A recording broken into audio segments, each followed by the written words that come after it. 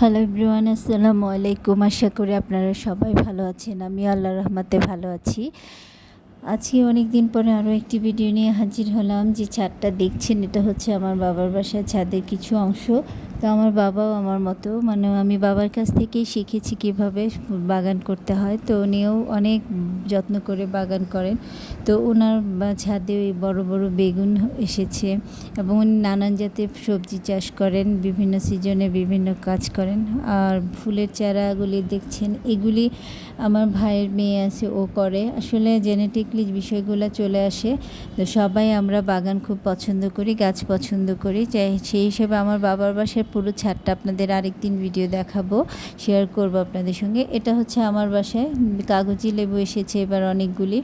তার পাশাপাশি যে আম গাছে আম ধরেছে, আর পেয়ারা গাছে মোটামুটি প্রতি বছরই আমরা 5টা-8টা করে পেয়ারা খেয়ে থাকি। তো এইবার খুব একটা ধরেনি, 3টা পেয়ারা ধরেছে।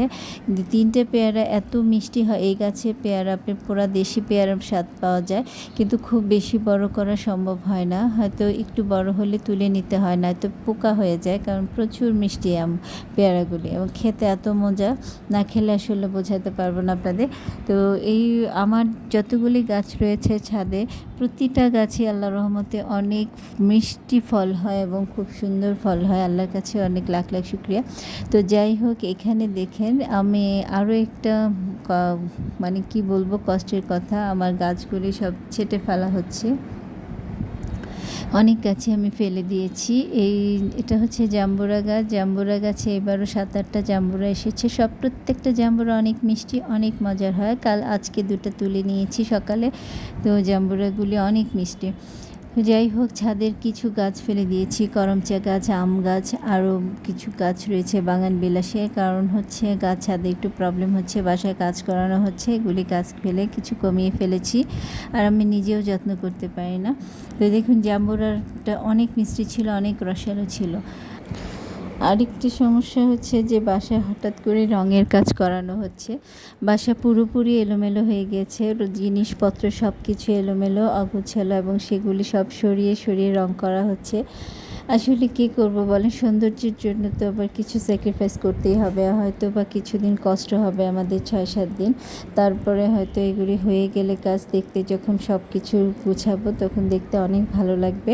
তো এই জন্যে আসলে কষ্টটাকে সহ্য করছি। ওই মিস্ত্রিরা প্রতিদিন আসে সকাল 9টায় এবং যেতে যেতে ওদের 6টা বাজে। আর এর মাঝে সমস্ত কিছু এলোমেলো, নোংরা এবং ধুলাবালি থাকে। কিছু দরজাও বার্নিশ করা হচ্ছে। এখন রান্নাবান্না প্রতিদিন ওইভাবে করা হচ্ছে না, কোনো রকম করে করে আসলে খাওয়া হচ্ছে। ওরা চলে গেলে রাত 9টা পর্যন্ত আসলে এগুলি গুছিয়ে এলোমেলো সব পরিষ্কার করে ঘরদোর মুছে তারপরে গোসল করে পরে রেস্টে যেতে হয়। তো আসলে এর জন্য একটু রেস্টলেস হয়ে গেছে আমরা সবাই। তো বসে কিছু ভিডিও করা বা এডিট করা এগুলো আসলে হচ্ছে না, একটু দেরি হয়ে গেল, যার জন্য একটা ভিডিও শেয়ার করতে।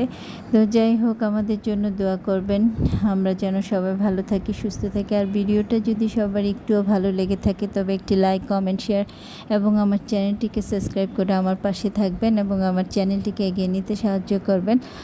আজকের মতো এখানেই বিদায় নিচ্ছি। আল্লাহ হাফেজ।